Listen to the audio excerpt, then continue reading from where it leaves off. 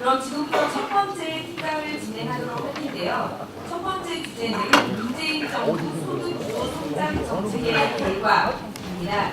신세돈 숙명여대 경제학부 교수님을 모셔서 특강 20분, 질의응답 20분 순서로 진행하도록 하겠습니다. 큰 박수로 부탁드립니다.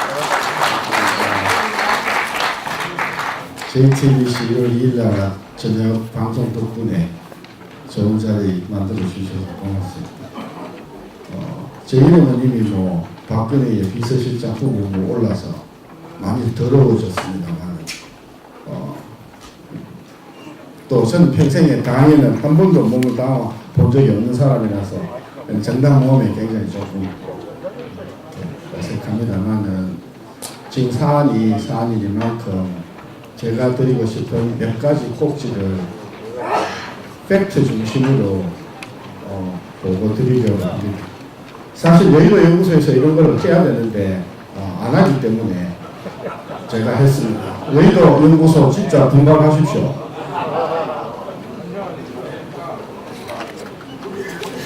(2011년입니다) 네, 2011년도에 이명박 대통령하고 박근혜 당시 국회의원께서 청와대에서 회동을 하셨습니다. 그리고 나오셔서 뭐라고 하셨냐면 민생이 걱정이다. 민생이 걱정이라서 우리는 앞으로 민생을 챙기겠다고 말씀을 하셨습니다. 그 말씀을 듣고 당시 김광도 교수하고 저는 야 민생이 뭐냐? 구체적인 숫자가 없이 민생이라는 구름 잡는 이야기를 해서 되겠는가? 그래서 박근혜 국회의원을 제대로 모시려고 하면 민생 지수를 만들자라고 해서 박근혜 국회의원께 민생 지수를 만들겠습니다라고 저희가 건의를 했습니다.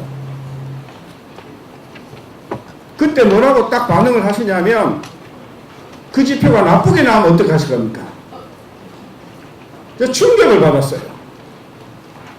그래서 안 되겠다. 누가 뭐라고 하더라도 민생 지수는 있어야 되겠다고 생각을 하고 저희가 2011년도 가을서부터 한 1년에 걸쳐가지고 민생 지수를 만들었습니다. 이게 민생 지수입니다.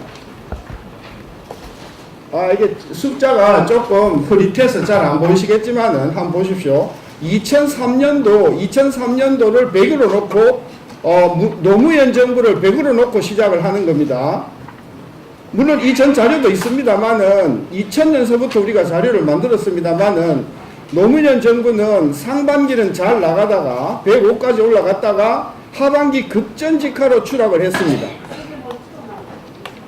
그리고 이명박 정부가 바톤을 이어받았었던 2008년도에는 서브프라임 위기도 있고 그 다음에 촛불 사태도 있고 극도로 경제가 안 좋았습니다. 그리고 그게 가라앉고 나서 한 2년 반에 걸쳐서 쭉 올라가서 105까지 갔습니다. 그리고 이명박 정부 하반기에 들어오면은 경제가 계속해서 추락을 해서 요 즈음에서 이명박 정부가 끝나고 박근혜 정부가 들어옵니다. 한번 보십시오. 박근혜 정부가 들어와 가지고 4년 동안 한 번도 예외가 없이 계속 추락했습니다. 박근혜 정부 4년 동안에 경제를 안 챙겼습니다. 어느 정도까지 빠졌냐 하면요 93점까지 빠졌어요. 있을 수가 없는 수치입니다. 이 수치는.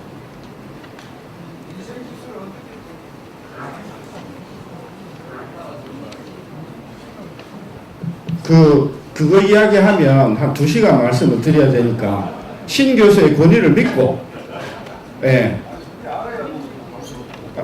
공부를 좀 하셔야죠. 그러면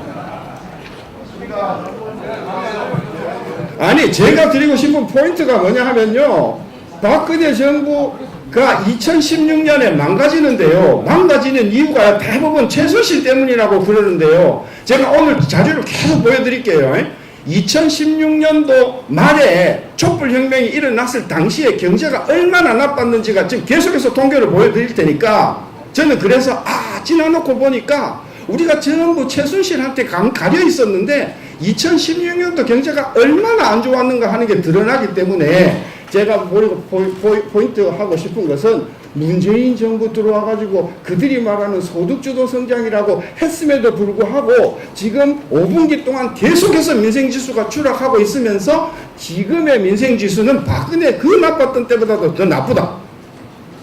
제가 그거 이야기 하려고 이야기를 꺼냈어요. 네. 그래서 지금 경제가 위기냐 안 위기냐라고 뭐 갑론을박을 하는데 킨들버거 교수가 MIT 교수인데 그랬잖아요. 야, 경제 위기가 뭐냐고 물어보면 교수들마다 다 틀리다. 그런데 딱 보면 안다. 바로 딱 보면 아는 경제 위기가 첫 번째 지수로도 나타나고 있다는 게 첫 번째 꼭지고요. 두 번째 꼭지는요. 그 다음 페이지인데 지금 동행지수가 몇 개월 연속 감소냐 하면요. 8개월 연속 감소입니다. 8개월 연속 감소인데 지난 1970년도 이후에 동행지수 순환변동치가 연속 몇 개월 감소했는가를 가지고 제가 통계를 내보니까 제일 많이 연속 감소한 게 12개월인데 12개월이 두 번 있었어요. 92년도하고 그 다음에 97년인데 92년은 여러분 그때 경기를 잘 기억 못 하시겠지만은 이때 김영삼 대통령이 당선될 때 하루에 30개 중소기업이 부도가 나고 하루가 멀다 하고 중소기업 사장들이 농약 먹고 자살하고 그래서 우리 국민들이 이 위기를 총체적인 위기다 칼 요때 하고 97년 요 두 번째가 12개월이고요. 그 다음에 공동 3위가 71년도하고 84년에 두 번에 있었는데 요게 9개월인데 지금이 5위거든요. 18년 4월서부터. 근데 요 5위가 12월달 이번 달 통계가 나오면은 아마도 9개월 연속이 될 것 같고 9개월 연속 동행지수가 떨어진다고 하면은 지난 50년 동안 동행지수 순환 변동치로 연속으로 세 번째로 지금 이번에 길게 내려가는 불경기다. 지금 현재가 그게 지금 두 번째 위기라는 것이고요. 그 다음에 문재인 정부가 들어와가지고 지금 소득 증가율이 여기 지금 4.6%거든요. 봐라 우리 문재인 정부 들어와가지고 17년 2, 4분기서부터 쫙 올라오지 않았는가? 여기 4.6입니다. 한번 보세요. 박근혜 정부가 들어와가지고 2013년 14년에는 이 가계소득이 2% 3%로 증가했지 않습니까? 쫙 떨어져가지고 아까 제가 말씀드렸잖아요. 촛불혁명이 일어나는 2016년도 우리 20대 국회의원 선거운동 하던 그해 우리 경제가 얼마나 나빴는가가 이게 잘 나타내주는 통계다. 2016년에 우리 한나라당 뭐 했습니까 그때?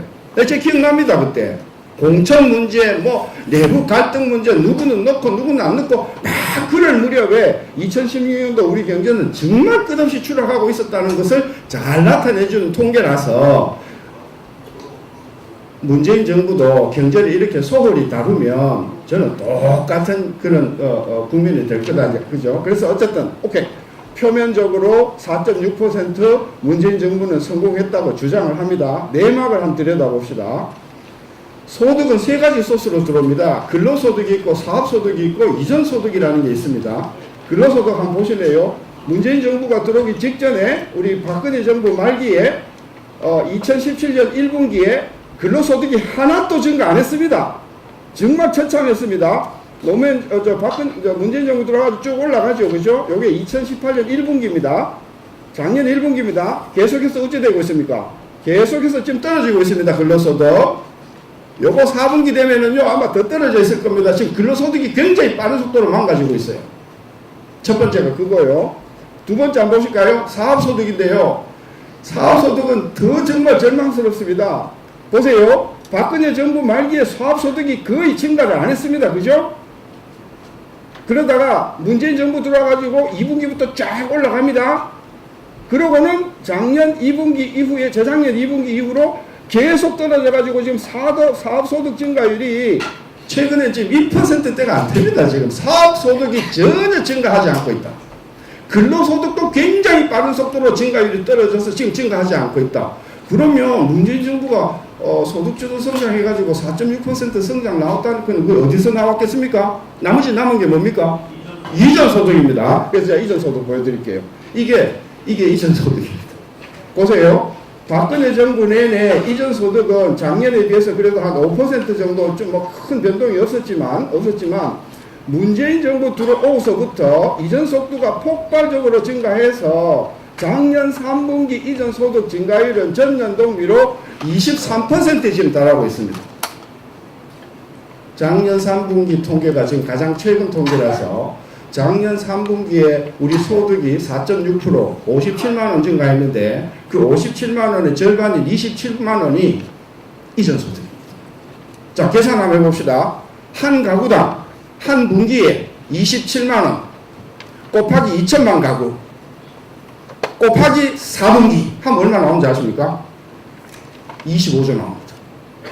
그러니까 결국은 25조에 해당되는 세금을 걷어서 이전 소득으로 줘가지고 그나마 4.6% 성장이 나온 거지, 저 이전 소득이 저렇게 증가하지 않았다고 하면 문재인 정부의 소득주도 성장은 성장률이 4.6이 아니라 한 2.5%도 안 되는 그런 정부다. 첫째가 그겁니다. 그래서 문재인 정부가 4.6% 성장하지만은 절반 정도는 이전 소득에서 나온 거기 때문에 문제가 있는 것이다. 이거 지속 못한다 하는 게 첫 번째 포인트고요. 자, 소득 좋다. 소득 4.6% 좋다 하자. 우리 국민들이 가져가는 가처분 소득은 어떻게 되는가, 이거 따져봐야 되는 거 아닌가. 그래서 제가 가처분 소득을 따로 계산 한번 해봤어요. 요 파란 선이 아까 보여드렸던 명목 소득, 가계 소득 증가율이고요. 빨간 선이 뭔고 하면은 죄송합니다. 요 이전 소득을 제외한 성장률은, 이전 소득을 제외한 성장률은 지금 거의 증가를 하지 않고 있다. 지금 이전 소득을 제외한 성장률이 2%대인데 이거는 박근혜 때 초기 2%랑 별로 다를 것이 없고, 물론 박근혜 정부 말기에는 소득 증가율도 최악이었고 그 다음에 이전 소득도 최악이어서 정말 2016년도는 경제가 정말 어려웠구나, 우리 국민들이 경제적으로 굉장히 어려웠구나라고 하는 것을 이게 잘 나타내주는 지표인데, 문재인 정부 들어가지고 명목소득이 많이 증가했지만은 이 이전 소득을 제외한 소득은 거의 증가하지 않았으니 이전 소득을 제외한 소득은 지금 증가했다고 할 수 없다 하는 게 첫 번째 포인트고요. 가처분 소득입니다. 이 가처분 소득은 뭐를 빼야 되냐 하면은 비소비성 지출이라 하는 걸 빼는 겁니다. 비소비성 지출이 뭔가 하면은 이자, 그 다음에 연금 보험 드는 거, 그죠? 예, 그 다음에 세금 내는 거. 이 세 가지, 네 가지를 포함해서 그걸 빼고 계산하는 걸 우리 가처분 소득이라고 하지 않았어요? 한번 보실래요? 이게요, 명목소득 증가율 아까 4.6%라고 안 했습니까? 문재인 정부 들어와가지고요, 가처분 소득 증가율은요, 박근혜 정부 때 그렇게 나빴다라고 하는 2016년도랑 거의 별반 다를 게 없을 정도로 지금 가처분 소득이 증가를 안 하고 있다는 이야기입니다. 이거 뒤집어 이야기하면은 뭐가 지출이 많다는 이야기죠.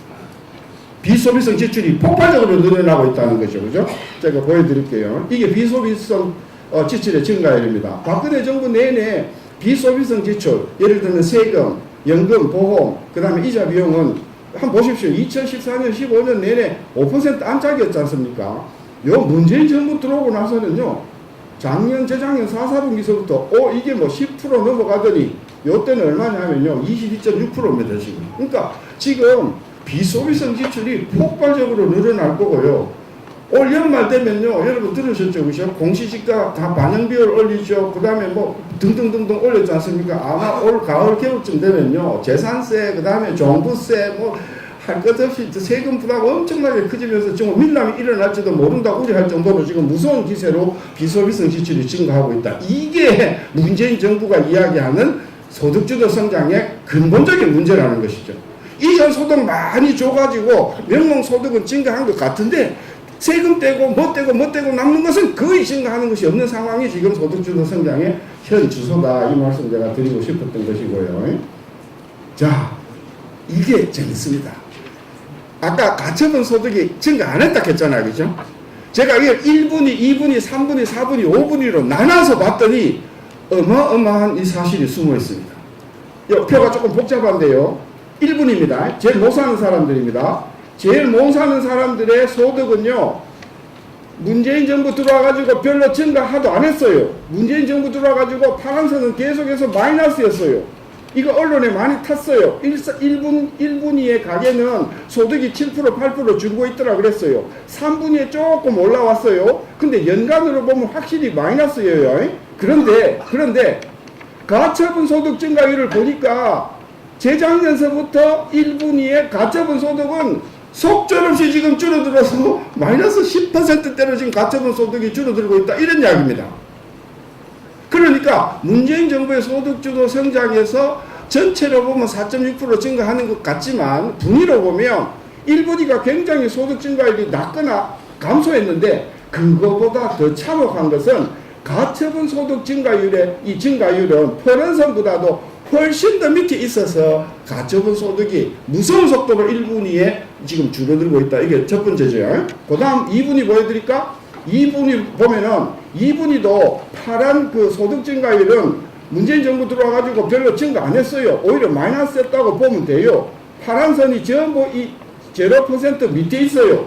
문제는 2분위의 가계 가처분 소득은 보니까 파란 선보다도 어마어마하게 밑에 있어요. 그러니까 2분위도 가처분 소득은 명목 소득이 감소하는 것 이상으로 지금 더 빨리 증가해서 이분들이 지금 실질 가처분 소득이 굉장히 지금 줄어들고 있다. 이거죠. 그죠? 그 다음에 3분위 보여드릴게요.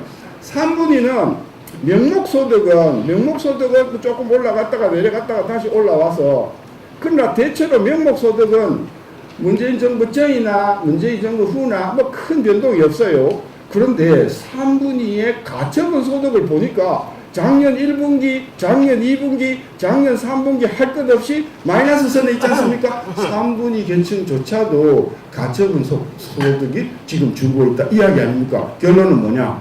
1분위, 2분위, 3분위는 가처분 소득이 지금 계속 줄고 있고요.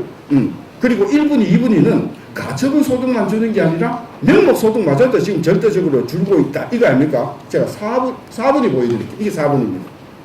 비교적 잘 사는 사람들입니다. 한번 보십시오. 명목 소득 증가율이요. 아까 전체는 4.6%였지 않습니까? 4분위는 5%가 넘습니다. 더 재밌는 거는 4분위의 가계 가처분 소득의 증가율은 문재인 정부 들어가지고 계속해서 증가해서 아까 1, 2, 3분위하고는 다르게 지금 가처분 소득이 빠르게 지금 증가하는 그 계층이고요. 마지막으로 5분위 보여드릴게요. 5분위는요, 문재인 정부 들어와가지고 소득 증가율이 한번 보십시오. 이게 몇 프로입니까? 이 거의 9%입니다. 굉장히 5분위의 소득이 늘어날 뿐만이 아니라 5분위 계층의 가처분 소득 증가율도 5%, 6% 넘어갈 정도로 지금 가처분 소득이 그 사람들을 늘어나고 있습니다. 결론 말씀드릴게요. 4.6% 명목 소득이 증가했는데 1, 2, 3분위는 줄고 4, 5분위는 늘고 가처분 소득을 봤더니 1, 2, 3분위는 줄고 4, 5분위는 늘고 그러면 아까 가처분 소득이 늘어나는 이유는 그러니까 소득이 늘어나는 이전 소득이라고 안 했습니까? 그러면 이전 소득이 나누어지는 것이 가난한 사람 쪽으로 갔다고 생각할 수 있겠습니까? 가난한 사람 쪽으로 안 갔다고 생각할 수 있겠습니까? 그죠? 이게 마지막 그림입니다. 이게 무슨 그림이냐면요. 우리나라 가구는 근로자가 세대주인 가구, 근로자 가구하고 근로자가 세대주가 아닌 가구, 근로자 외가구라고 하는데 우리 전체 근로자 외가구가 한 41% 정도가 됩니다. 이 안에는 상당 부분이 이제 자영업자가 들어가 있다고 보면 되는데 이 근로자 외가구의 소득 분위로 1분위, 2분위, 3분위, 4분위, 5분위로 나누어서 이전 소득이 어디가 빨리 증가하는가 봤더니 이전 소득이 근로자 외가구의 경우에는 5분위가 44.5%, 4분위가 20%, 3분위가 20%, 굉장히 많은 이전 소득이 3분위, 4분위, 5분위 쪽으로 쏠리고 그 다음에 1분위, 2분위에는 이전 소득의 증가율이 현저히 낮아서 지금 이전 소득의 분배 구조 자체가 지금 상당히 부자 쪽으로 지금 치우치고 있다. 이런 자료가 통계적으로 나오는 결과다. 결론 말씀드리면 문재인 정부가 4.6% 소득이 증가했다고 자랑을 하는데 확실히 박근혜 정부보다는 조금 나아지는 것 같으나 들어가 보면은 첫째 대부분이 이전 소득에서 온 것이고 그리고 부담이 너무 많이 커지기 때문에 그 비소비성 지출을 빼고 보면은 오히려 지금 거의 정체를 하고 있고 그 다음에 그 이전 소득도 부자 계층으로 많이 쏠리기 때문에 가난한 계층으로 이전 소득이 지금 제대로 안 들어가고 있다. 따라서 지금 이 소득주도 성장은 성공 실패를 떠나서 매우 이상하게 매우 거꾸로 매우 정반대 방향으로 지금 작동하고 있다. 이 부분을 우리가 원인을 규명을 하고 그것을 고치지 않으면 돈은 돈 들이고 결국은 양극화만 더 가속화하는 그런 결과가 나올 것이다. 참고로 제가 오늘 보여드린 이 자료는 전부 통계청에서 나온 자료라서 혹시 원하시면 로 데이터를 저한테 드리기로 하고, 아까 민생지수 어째 만들었냐 하셔서, 민생지수는 보통 지수를 만들 때는 좋은 요소 5개, 나쁜 요소 5개, 좋은 요소 플러스 요인, 마이너스 요인 5개 해서 가중치를 둬서 기준을 100으로 두는데, 좋은 요소가 뭐냐 하면 고용률, 그 다음에 실질소득, 그 다음에 상용 근로자의 비율, 이런 것들이 좋은 요소고, 나쁜 요소는 뭐냐 하면 교육비가 실질적으로 얼마만큼 비싸지고 있냐, 실질 주거비가 얼마만큼 빨리 비싸지고 있냐, 그 다음에 실질 그 식료품비가 얼마만큼 빨리 오르고 있냐, 이런 비용 요인들을 마이너스로 놓고 계산을 해서 했더만은 지금 현재 91.33은 이거는 정말 그 어려운 상황이다, 그 말씀을 드리고, 아까 우리 어떤 분께서 현장 좀 하자. 제가 사실은 스스로 경기가 얼마나 안 좋은가를 보기 위해서 한 주일에 한 번씩은 기사식당도 가고 동자동도 가고 저는 가서 보거든요. 정말 어려워요. 정말 어려운데, 제가 옛날에 박근혜 대통령 캠프 그 준비할 때 안종범이하고 그때 같이 있는 그 후배들 보고, 야, 우리 현장 좀 조사하자 해가지고 그때 현장 조사를 했었습니다. 이종훈이도 그때 같이 갔었고 안종범이도 멤버였었고 그랬습니다. 제가 그래서 우리 국회의원들이 진짜 현장 바닥을 최소한 일주일에 한 번 정도는 가서 보셔야 된다. 그분이 얼마나 어렵게 사는가. GDP 갖고요 경기 절대로 이야기하지 마십시오. 박근혜 정부가 그렇게 나빴다는 2016년도 경제성장률이 2.9%입니다. 경제성장률 안에는요 빈민층이 거의 통계에 안 들어온다고 보면 돼요. 그래서 경제성장률이 2.9%니까 말이야, 뭐 우리 경제가 괜찮다, 어떤 교수가 그 말씀을 하셨는데 충격을 받았습니다. GDP는요 그 절대 믿을 게 못 되고, 우리 현장에 저는 답이 있다고 봐서 지금도 우리 숙대 앞에도 오늘도 문 닫는 가게가 또 하나 났던데, 지금 속절없이 지금 가게들이 문 닫고 그러지 않습니까? 원인이 뭐냐고요? 우리 경제에 구조적인 문제가 있습니다. 경쟁력 계속 잃어가는 문제가 있습니다. 이거는 박근혜 정부 아니라 뭐 이명박 정부 아니라 노무현 정부까지 올라가는 긴 질병입니다. 그것도 고쳐야 되지만, 최저임금하고 51시간하고 지금 근로기준법 뭐 등등등등, 그 다음에 뭐 상법, 그 다음에 뭐 협력이 공유제, 지금 앞으로 지금 어마어마한 법들이 지금 계속 국회에 나오면 진짜 우리나라 사업소득 앞으로 진짜 절망적이다. 근로소득 앞으로 절망적이다. 그걸 어떻게 이전 소득으로 다 메꿀 거냐. 저는 그런 관점에서 우리 자유한국당이 새로 아젠다를 세울 때 제가 제안을 하면, 오케이, 자유한국당의 정책적인 포커스의 중심은 자영업자와 중소기업에 둬야 된다. 그게 첫 번째고요. 그 다음에 우리 경제의 문제는 경쟁력이 있다. 그럼 경쟁력을 살릴 수 있는 투자를 해야 된다. 따라서 무슨 뭐 현대자동차가 말입니다. 몇 조짜리 빌딩을 짓고 안 짓고 그게 우리 경제 전혀 살리지 않습니다. 그런 거 가지고 경제 정책 운영 방향이라고 내놓는 것 자체가 함량 미달입니다. 우리나라 공장의 설비가 지금 형편없이 조악하고요, 형편없이 뒤떨어져 있고요, 작업 환경이 진짜 열악합니다. 따라서 우리나라 중소 중견기업의 생산력, 경쟁력을 살릴 수 있는 5년, 10년, 15년 중장기 계획을 세워서 이분들을 우리가 경쟁력을 살리는 쪽에 우리가 저걸 해야 되는 거고요. 그 다음에 우리나라 진짜 공무원들 좀 깨어나야 됩니다. 이 공무원들이 말입니다. 제가 한 10년째 박근혜 대통령 들어갈 때서부터 기재부에서 나오는 정책 운영 방향을 전부 제가 손으로 필사를 하거든요. 그거 왜 하냐요? 김상조는 인터넷에 다 있대요. 그걸 왜 갖고 나왔어 그러면? 제가 하는 이유는 뭐냐 하면, 이 안에 내용이 뭐 들어가 있는가를 공부를 하면서 봤더니, 야, 요게요 3년 전에 있는 거 가져오고요, 5년 전에 있는 거 가져오고요, 이게 셔플링을 해가지고 전부 이런 식으로 공무원들이 일을 하는 거예요. 공무원들을 깨지 않으면 어떤 정부가 들어서더라도 전 똑같은 정책이 나온다. 저는 그래 봐서 우리 공무원들에게 좀 인센티브를 주고 창의적으로 정책을 개발할 수 있는 그런 영향을 우리가 많이 좀 신경을 써주셔야 된다. 기재부 장관 백날 바꿔봐라. 밑에 있는 과장이 안 움직이면 똑같은 정책 나오고요. 제가 그걸 필사를 하면서, 야, 우리나라 공무원들이 진짜 일시 편하게 하는구나. 남들 다 안 볼 줄 알거든. 그래갖고 김상조가 그때 그날 와가지고 우리 뭐 공무원들이 얼마나 부처가 열심히 노력한다고 막 2019년 경제정책 운영 방향을 듣고 내가 이렇게 딱 물어봤어요. 스마트 공장 몇 개고? 30만 개래요. 3만 개인데. 그 3만 개가 재작년에 얼마인 줄 아십니까? 만 개였어요. 이게 재작년에 만 개 된 게요. 2년 만에 3만 개로 늘어난 거예요. 돈도 어떻게 하겠다는 액션 플랜도 하나도 없이 저는요, 스마트 팩토리 하나만 3만 개 제대로 만들어도 대한민국의 미래는 걱정이 없는 나라라고 생각하는 사람이라서 하나를 만들어도 똑바로 만들어 주시면 좋겠고, 중소 중견기업 살려주셨으면 좋겠고, 그 다음에 잘 사는 사람은 어쨌든 잘 사니까 못 사는 사람들 1, 2, 3, 4, 5, 4분위 사람들이 이렇게 좀 앞으로 비소비 지출 좀 줄였으면, 저는 그래서 제안합니다. 감세 내겁시다. 세금 부담 줄이는 거 내겁시다. 내 재산 지키는 거 우리가 좀 중요한 정책 아젠다로 저는 내셉시다. 그래서 중소기업을 위한, 중산층을 위한, 중산층의 재산과 소득을 지키기 위한 감세 정책, 실질적인 부담을 줄이는 정책, 이런 것들이 좋은 정책의 어떤 방향이 아닌가 저는 그런 생각이 들고, 이제 질문 혹시 계십니까? 질문요. 네, 그러면 바로 질의응답을 좀 갖도록 하겠습니다. 질문하실 의원님들 좀 의사표시를 해주시면 제가 진행하도록 하겠습니다.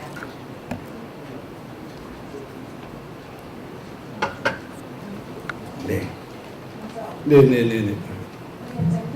김상훈 의원님 예, 교수님 다른 내용은 제가 100% 이해를 하겠습니다.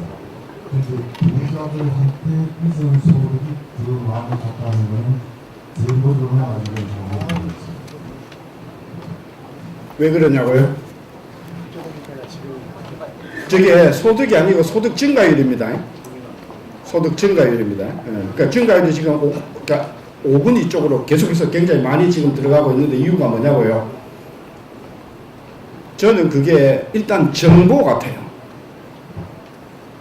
그러니까 정부가 이런 보조금을 준다. 정부가 이런 거를 준다라고 하는 정보를 가장 먼저 포착하는 사람들이 저는 있는 사람들, 좀 그렇게 정보 체계가 돼 있는 사람들이고, 1분위, 2분위는 정말 어렵게 사는 분이라서 뭐 텔레비도 제대로 볼 시간도 없고 신문도 제대로 볼 수 없는 분들이라서 정부가 어떤 재택들이 나오는가 하는 것을 제대로 알지 못해서 그렇지 않은가. 그러니까 정부에서는 무슨 보조금을 줘도 받아가는 사람이 없으니까 막 동사무소에서 나와가지고 막 받으라고 막 이렇게 하다 보니까 그런 소득들이 주로 좀 있는 쪽으로 많이 가지 않는가. 저는 그런 생각을 추측을 하는데, 이거 우리 당에서 저는 조사하고 규명해야 된다고 보는 겁니다.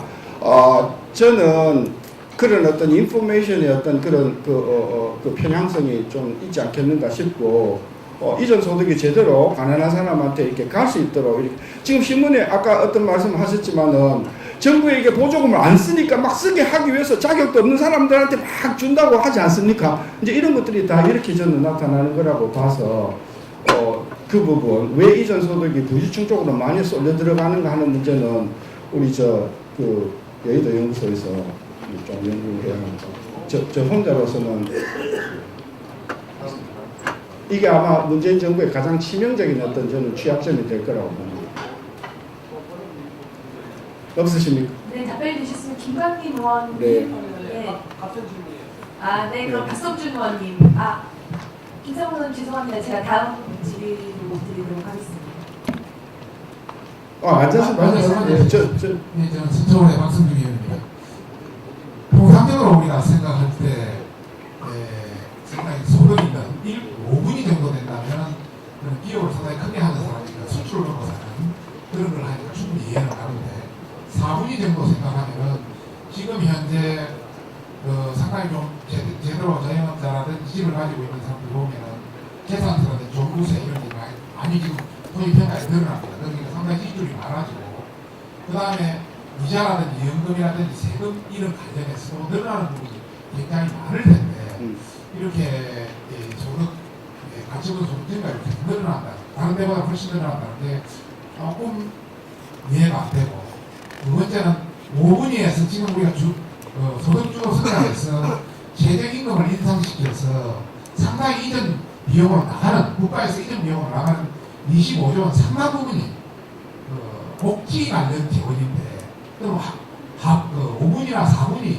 3분이 가는 지원인데 어떻게 그거는 자꾸 떨어지고 4, 5분이만 늘어나는지 그게 약간 이해가 안 돼서 좀 설명을 좀. 제 말씀을 제 이해를 잘 못하겠는데,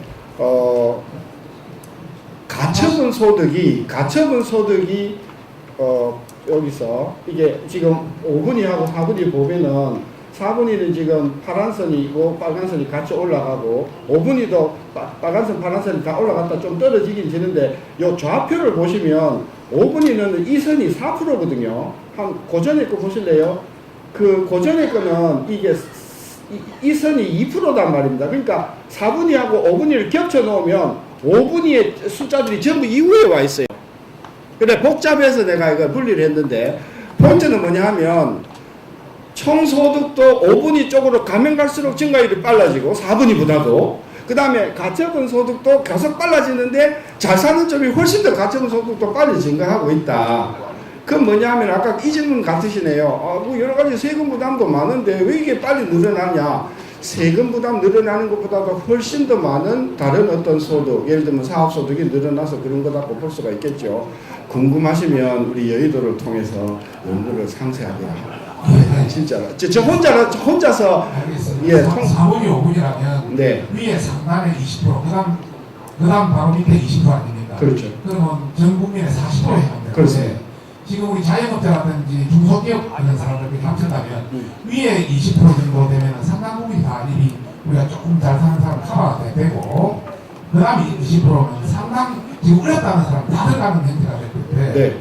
거기 늘어난다는 게 조금 이해가 지금 현상하고 안 맞았습니다. 예, 그게 아니라 4분위가 대부분이 자영업자라고 보시면 됩니다. 4분위 소득이 월간으로 따지면 한 500 정도, 600 정도 되는 분들이거든요. 이 안에 사실상 자영업자 중에서도 그나마 조금 괜찮은 자영업자가 이 안에 들어와 있는데, 한 3분위 보실래요? 여러 자영업자가 거의 다 들어가 있다고 보면 되거든요.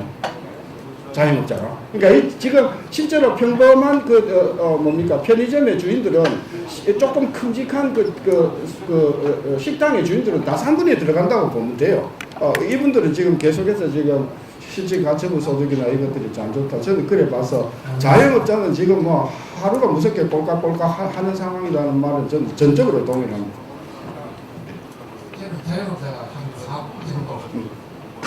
아니 4분위보다 낫습니다. 3분위. 예.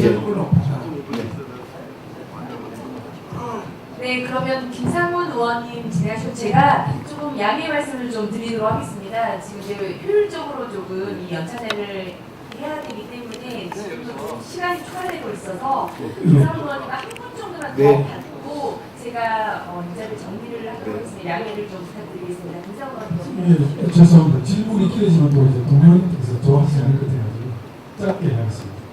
지금 우리 교수님께서 보여주신 여러 가지 데이터는 실질적으로 충분히 공감이 가는 바고요. 다만 이제 지금 이 정부가 그르치고 있는 것은 경제 정책의 제반 사안을 이념적으로 지금 바라보고 있다는 게 가장 큰 문제이거든요. 지금 현장에서 느끼는 우리 경제 상황은 기업인들의 투자 의욕이 실종돼 있다 이렇게 느끼고 있습니다. 최저임금, 주 52시간 근로제, 너무 과도한 칭호조 정책.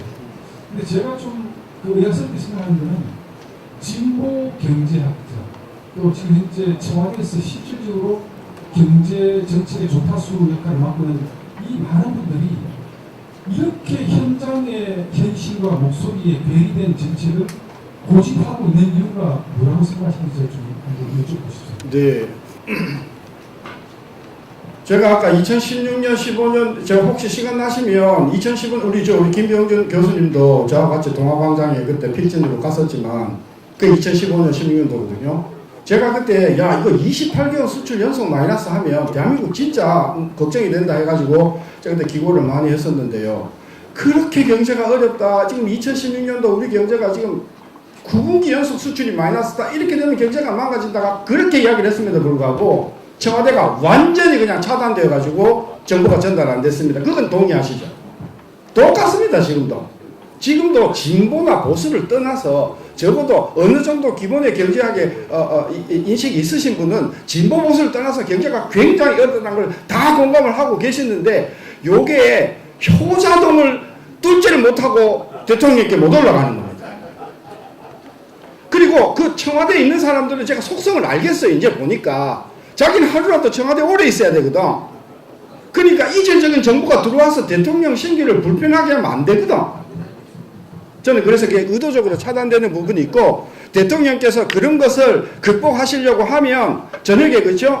도포 쓰시고 가면 쓰시고 효자동 그 다음에 그죠? 나오셔서 경기가 얼마나 나쁘신가를 좀 보셔야 된다고 봐요. 왜 도포 안 써도 돼요? 예, 제가 효자동에 가끔 뭡니까 홍어 먹으러 가는데, 야 홍어 먹으러 가보니까 그 이명박 대통령이 왔다가 갔더라고요 보니까. 그래서 대통령께서 이렇게 청와대에 어떤 스태프만 의지하지 마시고 가끔은 그렇죠? 예, 오래전에 연락이 단절된 신 교수한테도 전화도 하고, 전화 한 통화도 안 하셨어요 우리 박근혜 대통령께서는. 예. 그럼 마지막 질문 강효상 의원님으로 정리를 좀 하고 널리 좀 의원제 양해 부탁드려요. 지금 손을 드신 분들이 많으신데요. 다음 순서를 진행을 해야 해서 양해 네, 말씀 부탁드리겠습니다. 감사합니다. 강희상 의원입니다. 경제 때문에 지난번 촛불 사태 때 민생 경제가 아주 어렵고 경제가 나빴기 때문에 그것이 하나의 원인이었다는 데서 크게 공감하고요. 과거 클린턴 대통령이 탄핵 위기를 맞았지만 경제가 좋아서 그 고비를 넘겼다는 다시 기억이 떠오릅니다. 노무현 정부 때 민생 지수가 굉장히 좋았던 걸로 나와 있는데요. 제 기억에는 그때 세계 경제가 굉장히 좋았습니다. 그래서 제 말씀에 동의하시는지 여쭤보고 싶고요. 두 번째는 지금 우리 경제에 굉장히 중요한 시스템의 하나인 한국은행이 언제부터인지 우리 교수님께서도 한국은행에 계셨던 걸로 알고 있는데 한국은행의 기능이 완전히 망가진 거 아니냐 그런 생각을 갖고 있는데요. 교수님 생각 어떠신지? 예, 한국은행 망가진 지 오래됐고요. 오래됐고 진짜 한국은행이 바로 서야 된다고 생각하고, 저는 한국만 바로 서야 된다고 생각하지 않습니다. KDI도 바로 서야 된다고 생각하고요. KD가 정말 비판 기능을 못 해갖고 박근혜 정부를 그르쳤다. 저는 그래 생각하는 사람입니다. 어쨌거나 아까 2000년도 노무현 정부 때요. 좋았다고 하시는데요. 예, 상반기 좋았습니다. 상반기 굉장히 2003년 4년 굉장히 좋았는데요. 하반기 내려오면서 세계 경제도 안 좋아지면서 굉장히 꺾였다. 그래서 노무현 정부 때 경제가 전반적으로 상반기는 계속 좋아졌고 하반기는 굉장히 망가져서 결국은 그것 때문에 사실은 정권 교체가 이명박 정부로 됐다. 저는 그래 해석합니다. 불러서 고맙고요. 또 이런 기회가 자주 있었으면 좋겠고요. 정말 큰 영광으로 생각하고 한 분 한 분 만나 뵙게 돼서 너무 고맙다고 생각합니다. 감사합니다. 네, 다시 한번 교수님께 큰 박수 부탁드립니다. 오늘 발표하신 내용에 대해서 여러 의원님들 또 질문들이 또 있으셨던 걸로 알고 있는데 연찬의 진행상 널리 양해를 부탁드린다는 말씀을 드리겠습니다. 그러면 앞서 말씀드린 대로 단체 사진 촬영이 있겠습니다. 단체 사진 촬영은 밖에서 진행을 할 텐데요. 오늘